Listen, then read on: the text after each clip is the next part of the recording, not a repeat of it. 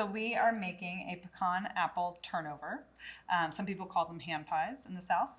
Some people call them little turnovers, which is what I call them. They are a puff pastry based pastry, and what we're going to do right now is we're going to make the pecan frangipan for the inside. At the bakery we use pecans and apples, but you can use, again, anything, pecans and blueberries if blueberries are in season. Strawberries and pecans go really well together, and we're coming up on strawberry season, so that would be a really nice treat. Yeah. But yes, it can be replaced very easily. So what we're going to do for the pecan frangipan is we're going to take some butter, and I am going to do this by hand because it's so small, but again, if you were making larger batches, we'll use a mixer for this. And this is something that can be made in very large batches and held for a really long time. You can get at least a week out of this frangipan.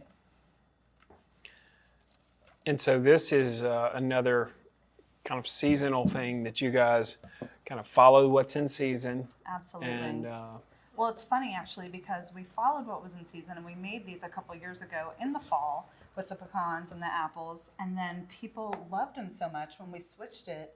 When strawberries came in season, they got mad. So we brought back the apples, and we've kept it apples ever since because people liked it so much. So we have our butter, and we're going to add some sugar. You're just going to cream that together? Absolutely. Just a little bit of butter and a little bit of sugar. And then we're going to go ahead and add an egg.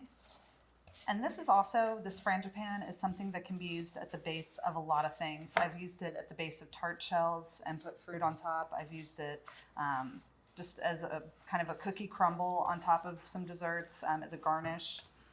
So it's nice if you want to bake the whole thing or just use it as little scoops of things. It's pretty versatile. And so is there another name for kind of what you're doing here so far as the frangipan? Frangipan, it's a French word. It's kind of just like a cookie batter. When I have new cooks in the bakery, I just kind of describe it as like, well, you're making a kind of a cookie. I mean, it's butter, sugar, eggs, flour, and a sort of a nut. In our case, we always use pecans. So it's basically just a cookie batter, which makes it all the better because you're putting a cookie inside of puff pastry, which is just awesome. It's a great idea. That sounds like a really, really good idea. Yeah, but the French use frangipan a lot for, the inside of tarts, the inside of cakes, things like that. I found it works best inside of a turnover, and sometimes we even fry it, and it works great that way. I was thinking that this would be really tremendous fried. Yeah, it sure is. All right, we're going to take a nice big scoop of flour and add that.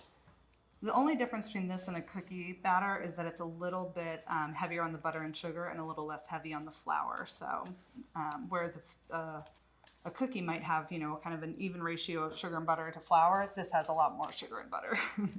Gotcha. All right, and add a little bit more, and then we're going to add our pecans. For this, we use the pecan pieces. I think if you were going to use this in the base of a tart, like a large tart, you could definitely use the larger halves. We use about this size puff pastry circle, but you could go a little bit bigger, make a bigger pie shell, or really kind of go however you'd like. So we're going to sprinkle in our small pecan pieces, saving labor. Didn't have to chop these, didn't have to worry about them. We're just throwing them right in. Just open the bag and you're ready to go. So easy. And, I'm putting in a good amount, but it can go... you can add a little more, a little less.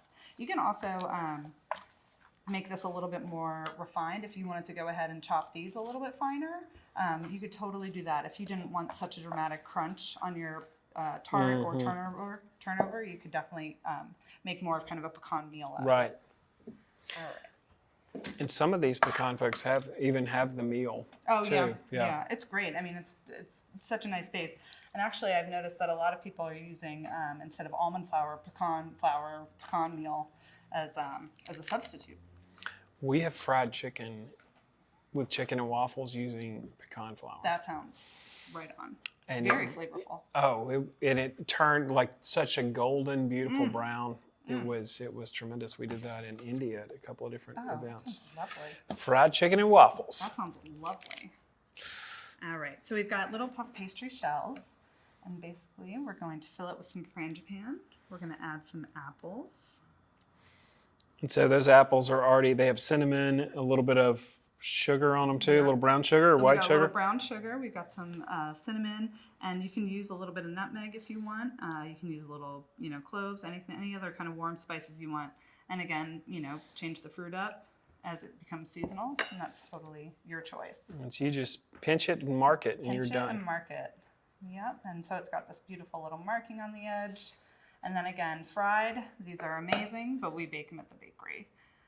But I mean, you can smell them. People will say they smell them coming down the street. Just the apples and the pecans complement each other so beautifully that, they just smell so good coming out of the oven. You kind of, when you cook an apple, it kind of releases that sweetness. Oh yeah, and they're then, the apples are really sweet. We use like a Fuji or a Fuji or a Pink Lady apple, and it makes such a difference having that sweet apple with like the contrast of the nutty pecans. It makes such like a nice bite. And then you've got the puff pastry that's super buttery and flaky, and it's just a win. So then how long do you cook these in the oven? So we will egg wash these, and we'll put them in the oven at 350 degrees for about 30 minutes. Wow.